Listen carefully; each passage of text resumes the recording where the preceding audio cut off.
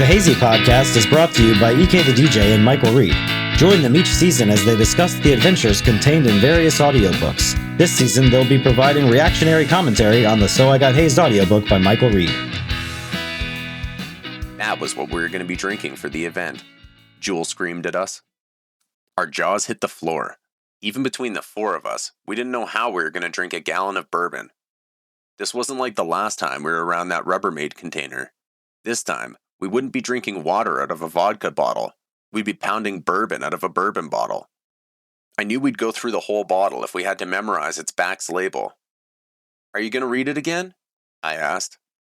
We were going to before you asked, but now we aren't. You can read it as you're passing it around, each time you fail, Jewel answered.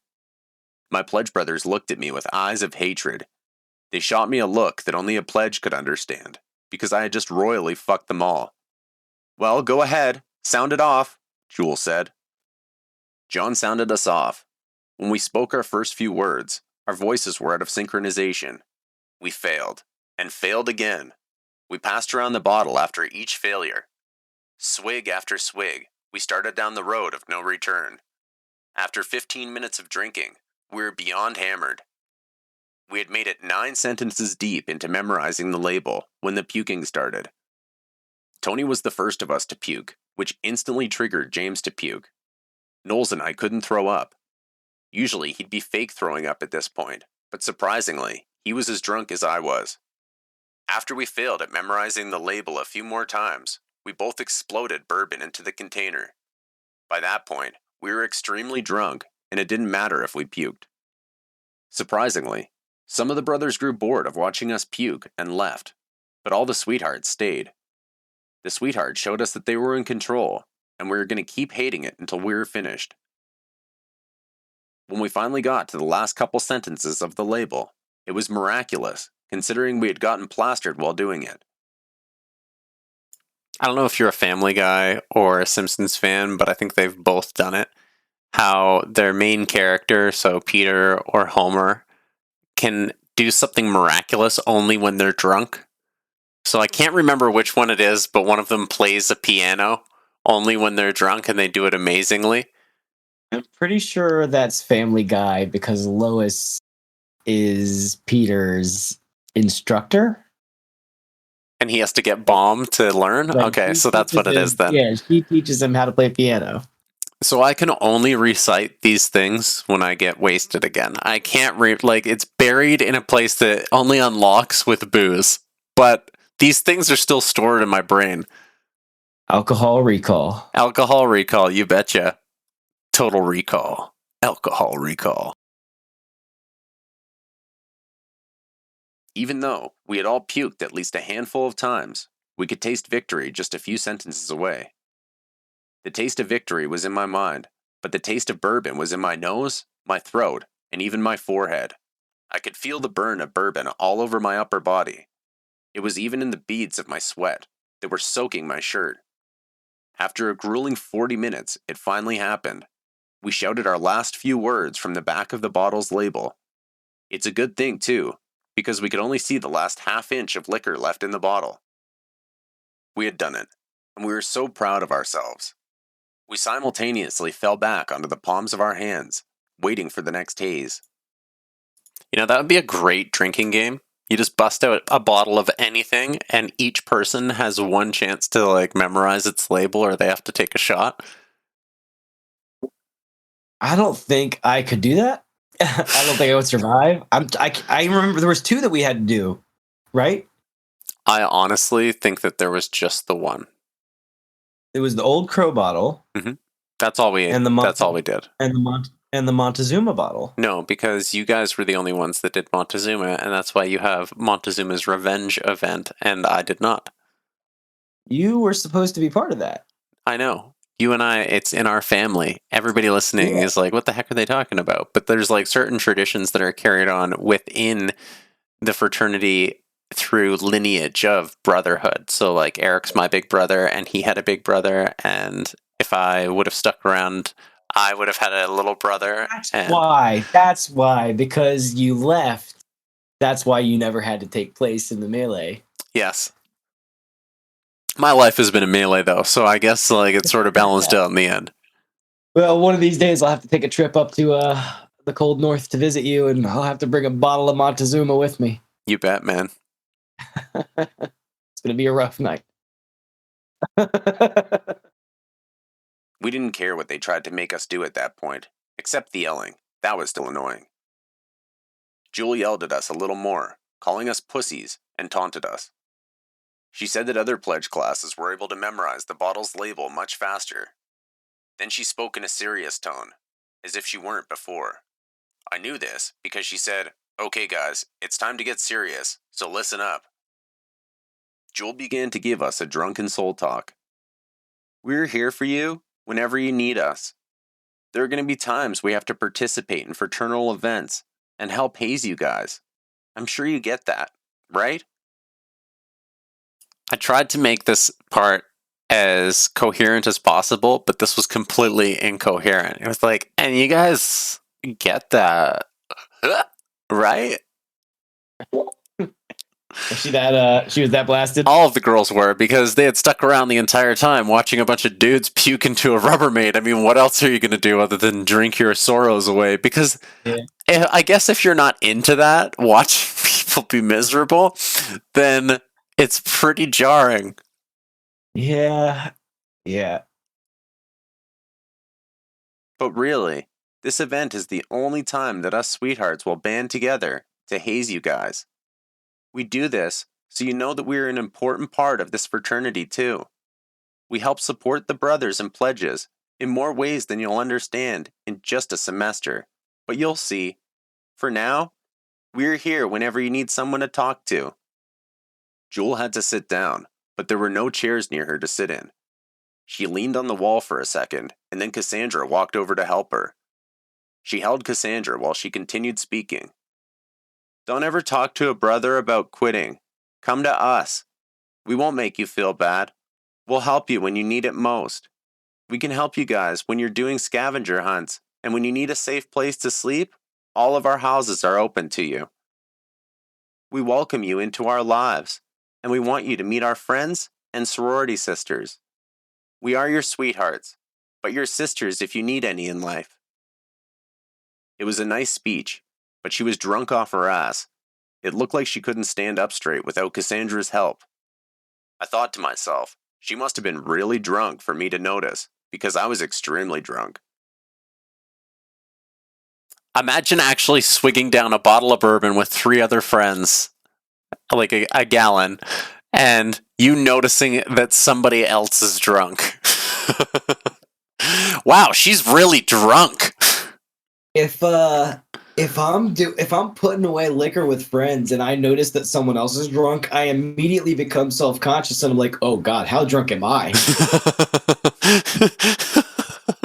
I guess that's a good point too. We're all on the same mountaintop together. That's what I'm saying. We've all been drinking from this liquor bottle, and I don't feel like anyone's gone harder than me. So, like, God, I'm about to be wrecked. Okay, so that's just with the people drinking, though. So then if you notice somebody outside your circle that was also drinking with their friends, and you notice that they were more drunk than you, then that would be even more exasperated, I'm saying, right? like, Yeah. I'm the one that's been drinking straight from the bottle. These girls are sipping on Boone's Farm. What the hell? Exactly. How wrecked am I about to be when I stand up? And stand up we did. My pledge brothers were in no better condition, and they were all ready to get the fuck out of the house. As Jewel was looking at us with her drunken, innocent doe eyes, we were staring back at all of the sweethearts with hate in our eyes. Why, you may ask? We had just vomited for 40 minutes straight while they screamed obscenities at us. The best and worst of it was that we were pissed drunk. Joel continued speaking, but it went in one ear and out the other. We were just staring at her and not listening. It was impossible not to appreciate her perfect figure. Joel's voice was an ambient sound somewhere in the background of our minds, and we all sprung to attention when we heard her finish her dialogue with the words, "And now each of you will meet your sweethearts." "Who is the pledge president?" Jewel asked. "I am," John drunkenly slurred, looking at Jewel. "John, your big sister is..." "Me," Jewel said, moving towards John while smiling ear to ear. Jewel went to present John with a tiny decorated Old Crow bourbon bottle, as if we needed any more. When he stood up to meet her halfway, he fell sideways into the puke bucket. James and I both grabbed it, stopping it from catapulting puke across the sweetheart's living room. Unfortunately, Tony was not ready for this, because when James and I stopped it from splashing all over, we made a puke wave inside the bucket that splashed on Tony. We laughed. Oh, gosh. So just imagine drunk Knowles, just like you were saying, standing up, and he's like, oh, shit. Like, I don't have any legs. And then just reaching for everything. But just like what happened to Jewel, there's no furniture around. So because, projectile vomit and everything. And he puts his hand on the bucket. And the bucket does like one of those, I'm going to shoot. But then James and I both sturdy it. But it's still doing the wavy thing. So when it comes back from John putting his hand on it, Tony's sitting there on his knees, and he's not very tall, right? So boom, hits him right in the face. Poor Tony. We love you, Tony. Laughed, and John managed to pull himself up using the now stabilized puke receptacle. Of course, he managed not to get a single drop of puke on himself. John loved hugging people when he was drunk. When he stood up for the second time, he walked towards Jewel and tried to give her a big, sloppy, drunken, snotty-faced, puke-shirt, stank, filthy pledge hug. Mission failed. I'll give you a hug later, John. Go sit back down. You're disgusting right now, Jewel said. Each sweetheart called their little brother up and gave them a tiny fifth of whiskey. It was a miniature Old Crow bottle, and each was decorated differently than the next. Okay, I remember every brother saying, I wish I had kept my bottle from Sweetheart Night. I was so excited to see who my big sister was. I hoped it was Jewel or Cassandra, because Jewel was smoking hot in her own way, and Cassandra was the sweetest sweetheart of them all. She was also very attractive to me, because I've always thought kind women were hot. Since Jewel was John's big sister, I knew mine would be Cassandra. Sure enough, Cassandra called me up and gave me a big hug. I was relatively clean, so it wasn't as big of a deal to hug me that it would be to hug, let's say, John. Cassandra gave me an awesome bottle, and it looked like she had spent a lot of time decorating it. I told myself I'd try and keep it safe as long as I could. Cassandra pulled me into the hallway that led to the kitchen and started speaking softly to me. Anytime you need me, I'm here for you. This event was a test, like all other things that will come your way while pledging, and especially in life, Mike. Overcoming difficulty in life is how we become better people, and you're a great person already. Think about how great you can become, and please don't hate us for what we made you do here tonight. Instead, remember it forever as a fun time. Now let's go hang out with all your big sisters and get fucked up. She grabbed me by the hand and led me back into the living room. I didn't know what to say, because Cassandra had never spoken to me like that, nor had many people at that point in my life. There was only enough time to say thank you as she dragged me back to the party. It looked like Tony and James's big sisters had been chosen while I was in the other room. I was trying to listen while they were being announced, but I was so drunk that I was only capable of focusing on Cassandra. None of us wanted Topsoil Coil as our big sister because she hardly hung out. We knew we were going to get shafted, and, by association, the people within the fraternity would probably not want to hang out with us as much as well. And she was, in general, a jerk. She was a big jerk face. Yeah. She was a big jerk. We were all pretty smart, educated students, and that's why we decided to finish off the bottle of bourbon from the event. We figured we weren't going to get around to drink our small bottles that night. We each poured shots from the big bottle, but the sweethearts didn't want any part of it. The guys and I polished off the rest of our pukey bourbon bottle. It was the worst idea ever. When the bottle was empty, we all smoked some of my weed. Cassandra knew I didn't want to smoke all of my weed, so she invited John and I outside to keep smoking more. Okay, that's kind of funny. She knew I didn't want to smoke all of my weed with everybody in the house, so she invited me out into her car so I could smoke all of my weed with her and John. Yeah. As soon as the fresh air hit my face, I spewed all over their neighbor's backyard lawn. I couldn't hold it in anymore. It was almost like perfect timing. I had been holding the puke in since we were taking shots. I felt so relieved after I puked, and then Noel started puking beside me. The fresh air did the same thing to him, and he was probably triggered by my loud puking.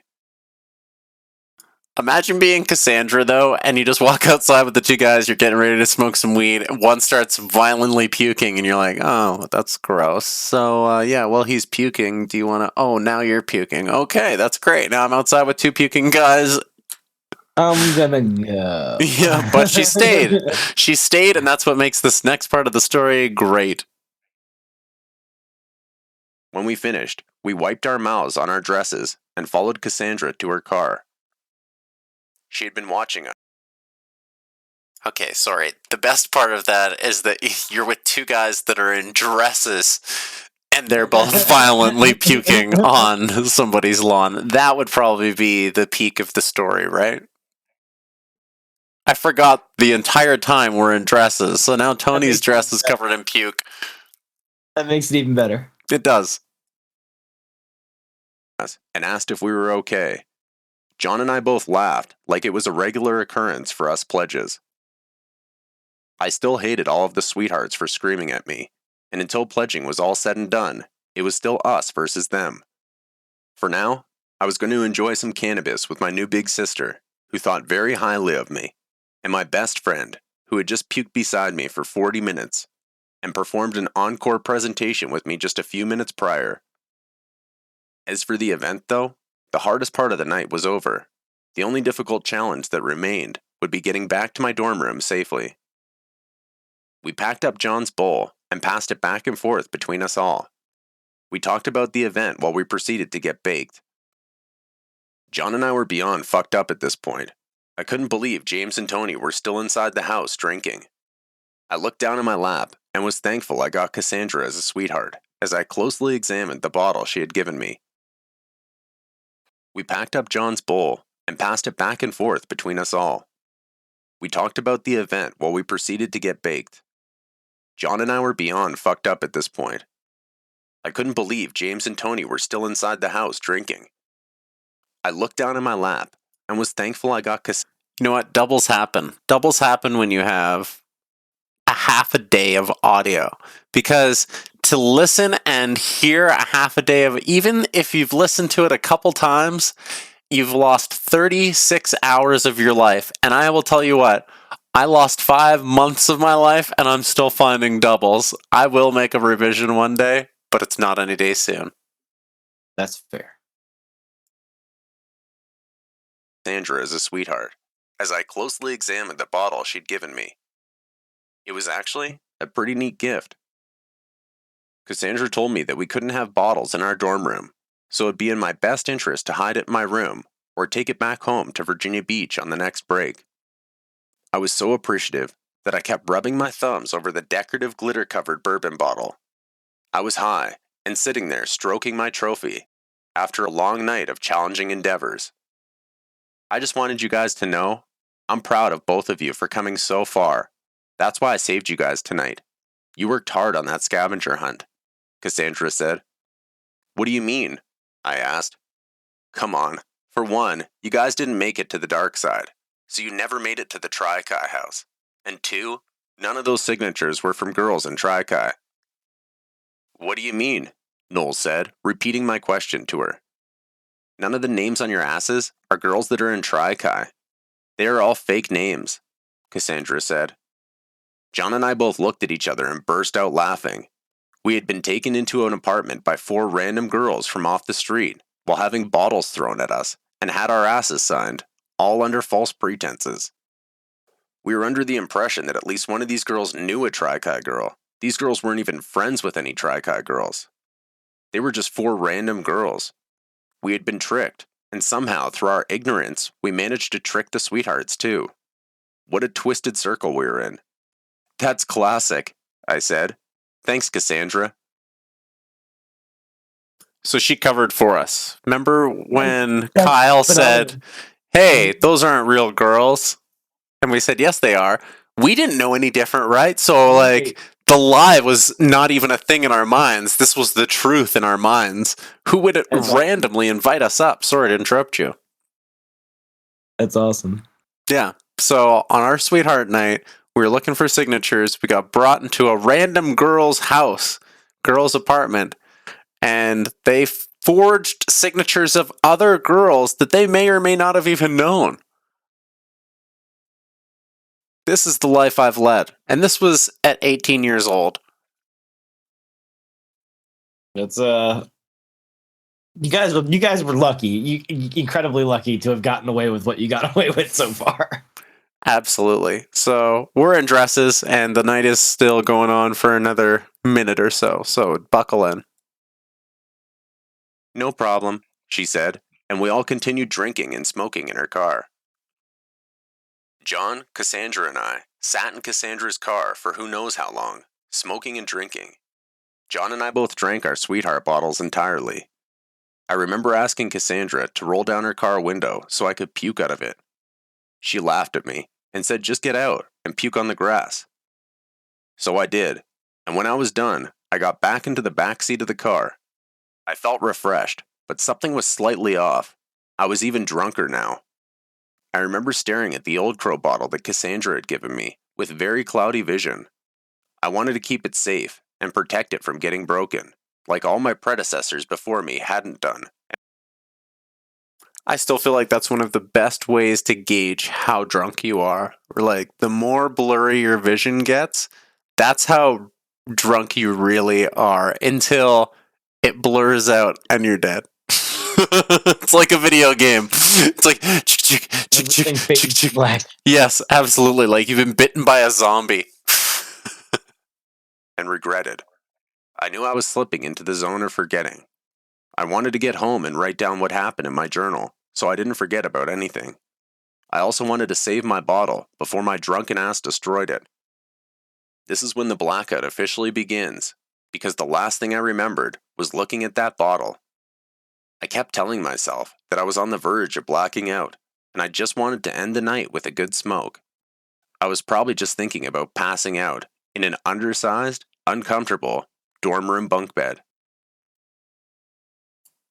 And that's all she wrote for Chapter 14, Part 1, Sweetheart Night. Dunskies. That was a long chapter. We're going to have this one broken into two, and I'm sorry that the last 24 minutes-ish might have had different audio levels than the prior minutes, but it was just because Eric, the EKDJ, and I had to stop our last one. And on that note, guys, you have a wonderful evening.